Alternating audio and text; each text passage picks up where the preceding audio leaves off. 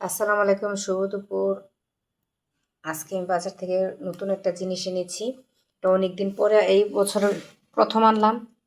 প্রতিদিনই দেখি, কারণ কোটার আলে সেটা আনি না। এটা হচ্ছে ঘিমে শাক, ঘিমা শাক অথবা ঘিমে শাক, আমরা ঘিমা শাকই বলি। আর এই ঘিমা শাকটাই সিমের বিচি দিয়ে ভাজি করব। সিমের বিচিটা হালকা সিদ্ধ করে ঘিমা শাকটা দিয়ে তারপরে রসুন পেঁয়াজ দিয়ে বেশি করে বাগার দিয়ে ভাজি করব। আর এই লাল কার্ফুটা আমার খুব প্রিয়। এটা হচ্ছে একটা বাংলা মাছ, না গুইন্না মাছ মনে হয় এটা।